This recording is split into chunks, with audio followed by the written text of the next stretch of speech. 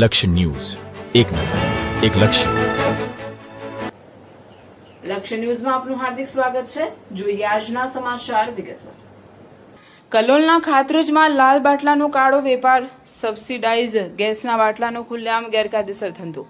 કલોલ તાલુકાના ખાતરજ, મોટી ભોયણ સહિતના ઔદ્યોગિક વિસ્તારોમાં ઘરેલુ ઉપયોગ માટે આપવામાં આવતા સબસિડાઇઝ લાલ ગેસ બાટલાઓનો કાળો વેપાર ખુલ્લેઆમ ચાલી રહ્યો હોવાના ગંભીર આક્ષેપો સામે આવ્યા છે. સરકાર દ્વારા સામાન્ય પરિવારોને રાહત રૂપે આપવામાં આવતા ઘરેલુ ગેસ સિલિન્ડરનો વેપારી અને ઔદ્યોગિક ઉપયોગ કરવામાં આવી રહ્યો હોવાની ચર્ચાઓએ જોર પકડ્યું છે.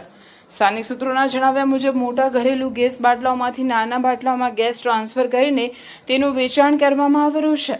ગેસ ટ્રાન્સફર કરવાની આ પ્રક્રિયા માત્ર ગેરકાયદેસર જ નહીં પરંતુ અત્યંત જોખમી પણ માનવામાં આવે છે. કોઈપણ પ્રકારની સુરક્ષા વ્યવસ્થા વગર ખુલ્લેઆમ ગેસ ભરવાની કામગીરી થતી હોવાના કારણે આગ અને અકસ્માતનો ભય પણ સેવાઈ રહ્યો છે. ખાતરજ તેમજ મોટી ભોયણના ઇન્ડસ્ટ્રીઝ વિસ્તારોમાં કરિયાણાની દુકાનો, પાર્લર તેમજ અન્ય નાના વેપારી એકમોમાં લાલ બાટલાઓનું ખુલ્લેઆમ વેચાણ થતું હોવાનું સ્થાનિકો જણાવી રહ્યા છે. તેમ છતાં સંબંધિત તંત્ર દ્વારા કોઈ કડક કાર્યવાહી કરવામાં આવી નથી. સ્થાનિક લોકોમાં એવી ચર્ચાઓ પણ ચાલી રહી છે કે લાંબા સમયથી ચાલી રહેલા કાળા વેપાર સામે તંત્રની નિષ્ક્રિયતા અનેક સવાલો ઉભા કરી રહી છે. જો નિયમિત ચેકિંગ અને કાર્યવાહી કરવામાં આવે તો મોટા પ્રમાણમાં ગેરરીતિઓ બહાર આવી શકે છે. જાહેર જનતાની માંગ છે કે પુરવઠા વિભાગ, જિલ્લા વહીવટી તંત્ર અને સંબંધિત અધિકારીઓ દ્વારા તાત્કાલિક તપાસ હાથ ધરી જવાબદારો સામે કડક કાનૂની કાર્યવાહી કરવામાં આવે.